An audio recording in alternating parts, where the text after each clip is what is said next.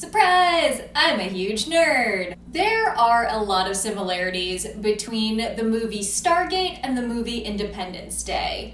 So is it possible that Independence Day was actually an unofficial sequel to the Stargate movie? Okay, so this theory isn't new. If you dig deep on some old Stargate forums, you can find the rumors. But since this has never been confirmed by either of the creators, I find this theory interesting and I kind of wanted to go into some detail about it. Let's start with some straight facts. Roland Emmerich and Dean Devlin created both the Stargate movie and Independence Day. Stargate came out in 1994 and Independence Day came out in 1996. When Emmerich and Devlin first came up with Stargate, they envisioned it as a trilogy, but that trilogy never took place.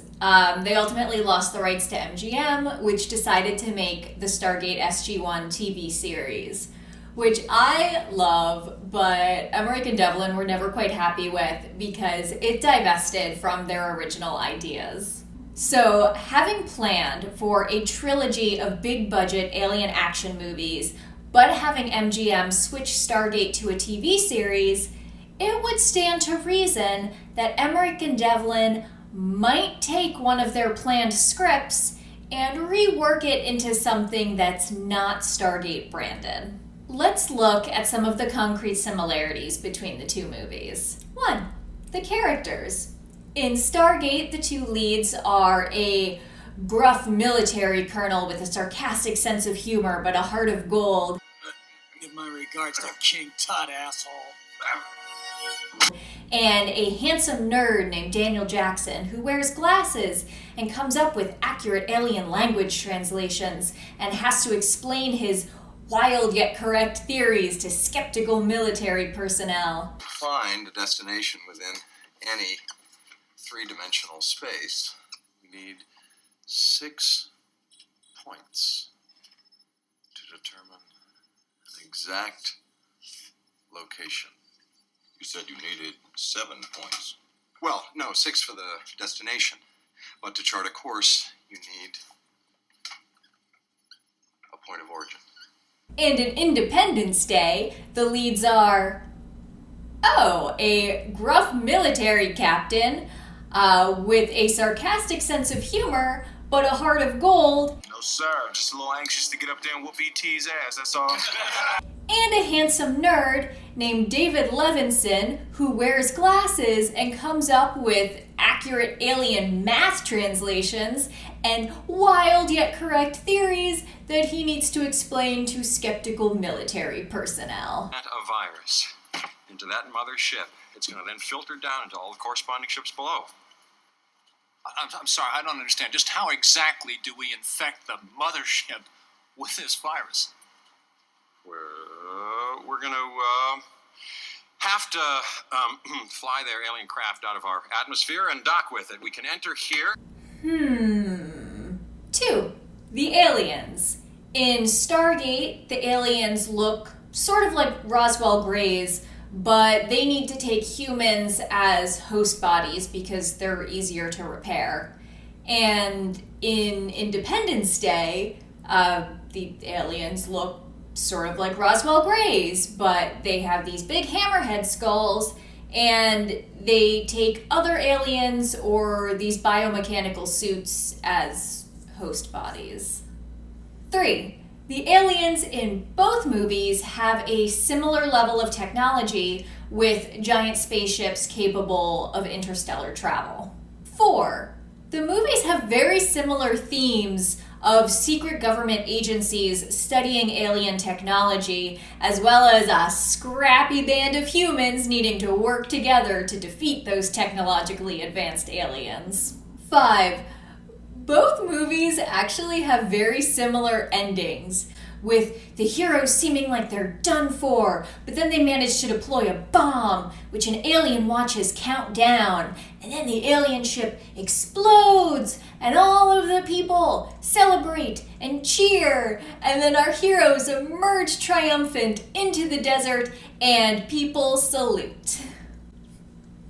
There are some other small similarities as well. Nerds drawing explanations on things. Our heroes having a heart-to-heart when they think the end is nigh. A self-sacrificing leader. Unnecessary mist in secret government facilities. Now, here's where I get speculative. Why did the aliens come to destroy Earth in Independence Day in the first place? It's haphazardly explained about halfway through the movie where an alien invades the president's mind and he basically sees that their plan is moving from planet to planet and just consuming all of the resources until the planet's totally used up and then just moving on to the next one. And true, there is kind of a sense of realism in the idea of a technologically advanced species like coming to destroy us and just totally not bothering to let us know why. But wouldn't it make more sense if the aliens were coming to annihilate us for a reason? Like, maybe if humans killed the alien god Ra, and one of his allies was coming to Earth to exact their revenge? The only details Emmerich and Devlin themselves have given about the Stargate sequels is that they would have brought Daniel Jackson back to Earth, and they would have explored other Earth mythologies and how they potentially connected to alien cultures. I could easily see Independence Day being built from components from the unmade Stargate sequel movies. The plot seems like a natural extension for Daniel Jackson and Jack O'Neill's characters. Besides, watching Independence Day, I always thought it seemed like a huge coincidence that Jeff Goldblum's character David manages to get himself into the very thick of the military tactical planning. Like, why would they listen to this guy? If he were Daniel Jackson and had helped defeat Ra and already battled aliens on another planet, then it would make total sense. Way more sense than this cable repairman's ex-wife just so happening to be the president's communications director and being able to get him some FaceTime with the commander-in-chief. And how is Steve Hiller able to fly an alien ship just from seeing it flown? But if he were Jack O'Neill, on the other hand... Oops. What does that mean? What do you mean? I got it. Some jerk didn't put... I know what I got it, though. mean when I say oops, what do you mean saying oops there? Don't worry. Daniel and David are totally different characters. Daniel has allergies. Cold? Allergies. And David has air sickness. Feels good. Totally different. David and Connie are the witnesses to Steve and Jasmine's wedding, even though they have not met before today. Witnesses?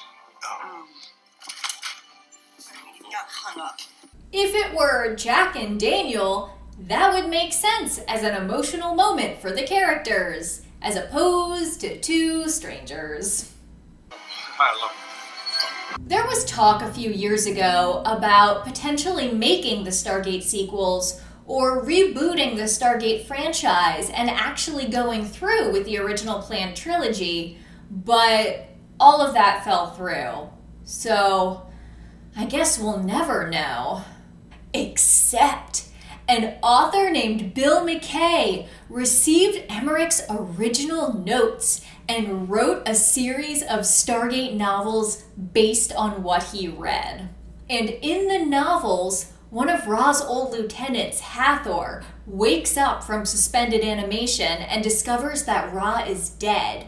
So she decides to claim all of Ra's old territories and ends up waging war with the humans of Abydos. The survivors are brought to Earth as refugees, so Hathor decides to amass an army of spaceships surrounding one big mothership and come to Earth to seek revenge. So with a countdown of 2 weeks on the clock, all of the people of Earth have to band together to fight the alien threat. But it comes down to Daniel Jackson and Jack O'Neill to save the day by boarding the alien ship, blowing it up and escaping at the last minute. Go, go, go, go, go, go, go,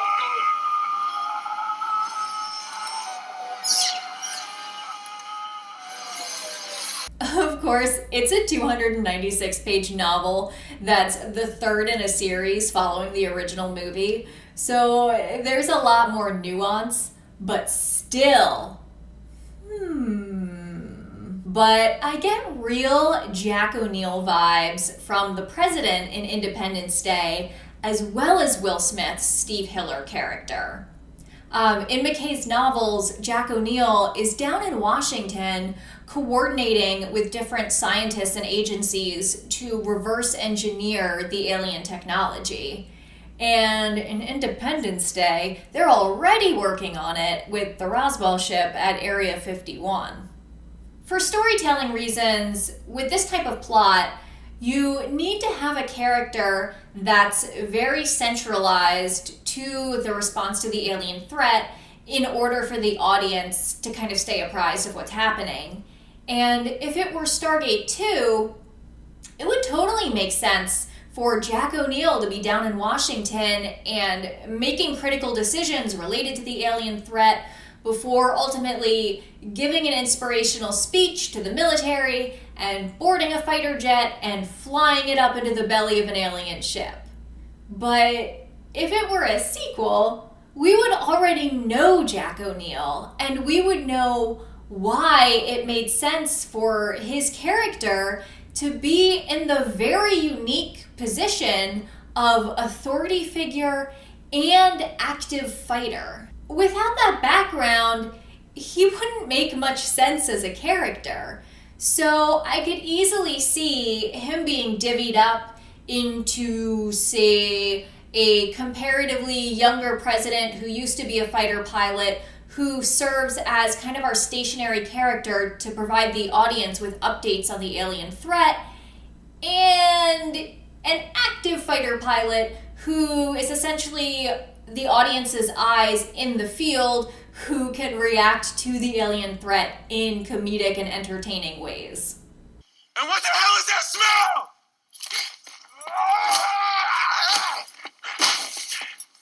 I could have been at a barbecue! Independence Day also has that subplot about the townie kids and their alcoholic dad who flies the crop dusting plane. But in McKay's books, the Aberdonians came to Earth, and at this point in the story, they were starting to integrate with Earth's society. Like, they were getting jobs, and they were living in small communities outside of the military base. So I could easily see that plot transitioning to what we see in Independence Day. Like, instead of just a random group of people living in a trailer park, what if it was the Aberdonians in their small community and trying to adjust, perhaps some of them adjusting poorly, to life on Earth, and also dealing with the fact that now there was a giant spaceship threatening their new home.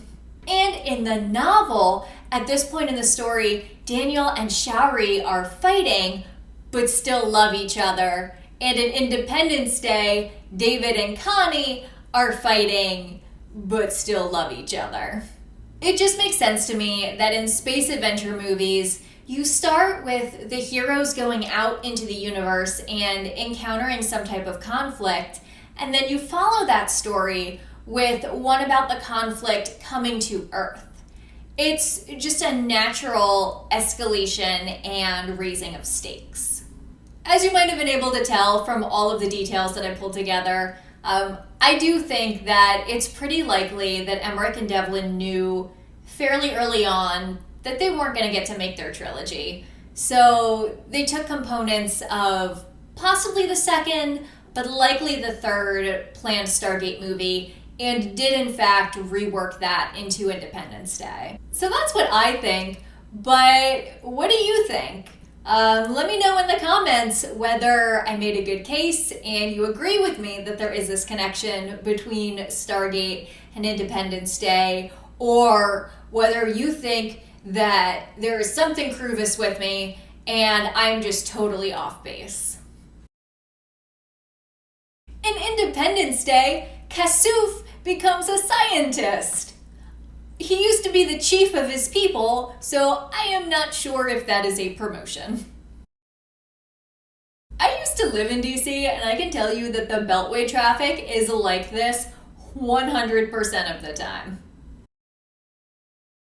Hello, boys. I'm back!